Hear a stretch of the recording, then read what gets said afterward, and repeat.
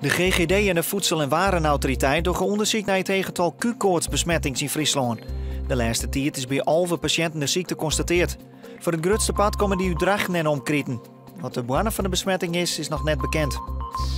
Probleem voor het treinverkeer van de morgen. Tussen Griepsjerk en Ljouwtebleun op Njoggen plakken de spoorboom tegen door een seinsteuring. Daardoor leidt treinverkeer een tijd stil. En tussen Warkum en Starum rieden de tijdelijk een trein door een ernstige onrijding bij een spoorhoegang. De bierrek een persoon slim verwonnen. Een legere winst van fietsenfabrikant Axel van het Jerveen. Het bedrijf helde over het eerste jaar lief van 2012 een winst van 23 miljoen euro. 15% minder als vlinier. Dat komt benamelijk door het minderwaarde in de meitijd en het lege consumentenvertrouwen.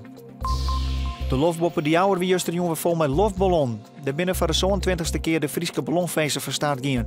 34 ballonnen van hoe de hele wereld in de tagelijk de loft in. De ballonfeesten door nog het hele weekend en loopt jaarlijks aan 20.000 mensen. Vannacht vooral helder waar en de temperatuur leidt om de 14 graden in. Morgen een brotsige zomerdag, maar later op een beetje meer bewolking. Het wordt als aan 28 graden.